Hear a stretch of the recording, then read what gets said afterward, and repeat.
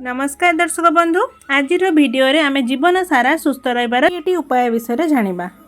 1 number, केबे भी सकाळू खाली पेटरे एवं राति समय कमला सेवन करने उचित नुहे। आपण दुई पहर समय यह सेवन करें किंतु राति रे खाइबेनी, कारण यहाँ एसिडिटी करेबो, जेहेतु यहाँ खट्टा जातीय फल होता है तो एसिडिटी समस्या रही है। 2 नंबर, भृषंग पत्र और अंधारा पत्र को बाटिकी से नड़िया तेल मिसेकी केश मूल लगेवा द्वारा केश शीघ्र शीघ्र वृद्धि होता है एवं ता सहित केश घन होता है। चुटी बहुत बढ़िया ग्लेज करे चुटीर चमक बढ़ी थाए, कारण मंदार पत्र भृषंग पत्र दीटा जाक चुटीर चमक बढ़ाइबार आमको साहाय्य करे। तो निहाती सप्ताह को थरे या लगातु। सप्ताह थरे निहाती भाव में पखाला भात सेवन करने उचित अटे, कारण सज भात अपेक्षा पखाला भात अधिक फाइबर भरिकी रही है और यह केशपाई बहुत लाभकारी होता है और आमको बहुत एनर्जेटिक लगे। तो सप्ताह को थरे दुई थर पखाला निहाती भाव में सेवन करूँ। तो दर्शक बंधु, वीडियो आपण मानक केमिति लगुच मते कमेंट रे निहाती जनइबे। वीडियो जदि टिके भी भल लागुथबो ना लाइक करिवे, चैनल को सब्सक्राइब करिवे और शेयर करे को जमारू भूलिबेनी। गोड़ हाथ जदि आपणकर थरुथिबो किंबा कंपन हेउथिबो तो राति रे लवंग चोबाई आपण माने उषुम पानी टिके पी दियंतु, आपणकर ए समस्या दूर होई जिवो। जदि मोटापा कम करने चाहूँगी तेबे सकाळु लेंबू रस सहित अदा रस को मिसाई सेवन करूँ एवं आपण मैंने सहित व्यायाम करूँ। देखिए जल्दी आपण शीघ्र मोटापा आपणकर कमिज, आपण मैंने फिजिकाली फिट हो पारे। आपण जितेबाला नख काटुंट से तेल निहाती भाव में लगातु, यह द्वारा स्मरण शक्ति आपणकर वृद्धि पाइब और आपण दृष्टि शक्ति वृद्धि हो और नखर चमक बढ़िकी रहिबो।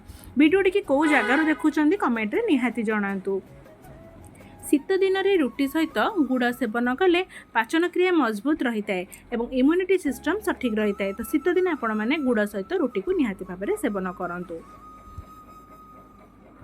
जदि परिस्रा पोड़ा होता है तेबे 7टी आंब डेम्फ को चोबाई सेवन करने द्वारा संगे संगे परिस्रा पोड़ा आपणकर बंद हो जिवो। तो ये छोट उपायटी निहाती करके देखंतु। तो दर्शक बंधु, आज वीडियो जदि आपको भल लगुच आपन काम आसूची ना, या शेयर निहाती करूँ आपण प्रियजन मान सहित, जमती से यार फायदा नहीं पारे।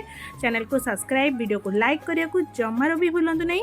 वीडियो कौ जगार देखुं कमेंट रे निहाती जणातु, जमती मुझे जानीपारी मो वीडियो कौ जगार पहुँची पारुची। चना डाली को पेसिकी चेहरा लगेवा द्वारा चेहरा रे आउ छोट छोट दाना भली होइकी रही न थाए, कारण चना डाली बहुत भल होता है आम स्किन पे, स्किन ग्लो को बढ़ाए। सबुदिन जदि त्रिफला पानी रे आखि को आपण माने धुअंती तेबे एहा द्वारा दृष्टि शक्ति आपणकर वृद्धि हेबो एवं ता सहित आखि धरिबा भली समस्या आ जमार भी देखा जिवो नाही। तो दर्शक बंधु, आपण माने छोट छोट उपाय निहाती आपण घरे व्यवहार करंतु, देखिए बहुत सारा फायदा आपण मानकु मिलिबो। काकुड़ी रे अधिक मात्रा रे आयरन भरिकी रही है, से चेहरा को ग्लो करने सहित सुंदर कर साहाय्य करिଥାଏ। ता सहित शरीर जलीय अंश को कम करिଥାଏ बा जलीय अंशर कमी को अभाव को दूर करिଥାଏ। तो से काकुड़ी निहाती भाव में सेवन करंतु। प्रतिदिन चोबाइबा फल सेवन करंतु, जहाद्वारा आपणक दांत सफा रहिबो एवं मजबूत हम। तो से आपण मैंने ये छोट अभ्यासटी निजे करंतु एवं घरे छोट छोट छुआ मानकु दियंतु, जहाद्वारा कि आमर ब्रेन बहुत एक्टिव होइकी रही थाए। राति समय कम खाद्य सेवन करंतु एवं ता सहित रात्रि रे दही, मिठा और साग आदि सेवन करंतु नहीं, कारण यह शरीर पर क्षतिकारक होता है। डाइजेशन हबार हमको प्रोब्लेम हुए। तो छोट छोट कथा प्रति निहाती ध्यान दियंतु। चेहरा को घी कुआरी रस लगेवा द्वारा चेहरा रे ग्लो आसी थाए। ता सहित बारंबार जदि आपनकर मुंड बिंधा होथिबो ताले घी कुआरी रस लगेवा द्वारा मुंड बिंधा मध्य भल होई जिवो, कारण घी कुआरी रे विटामिन ए, ई और सी भरा मात्रा रे रही थाए। शोइबा समय जदि नाकरे आपण माने दुई पटे गाई गुआ घी को गाईर जो घी को जहाँ आम गुआ घी बोली कही था जब पकईकी शोबे ना तेज देखिए आपंकर भल निद आपन को आसो। जो मैंने अनिद्रार शिकार होती ये उपाय निहाती करूँ। जदि तरकारी अधिक राग हो जाइए तेबे तरकारी सेवन करने समय से टिके लेंबू रस पकई दिंतु, यह द्वारा तरकारी राग अंश कमिज आपण मैंने आराम से खाई पारे, तरकारी भी आपंकर नष्ट होना। तो दर्शक बंधु, वीडियोटी को निहाती भाव में शेयर करूँ, लाइक करूँ, सब्सक्राइब करूँ, आपण भल पाइबा मत दिंतु। चैनल को सब्सक्राइब करने को जमार भी भूलु नहीं।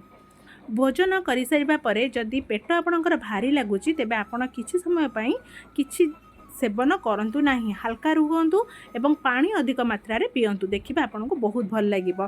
तो रहिली, नमस्कार।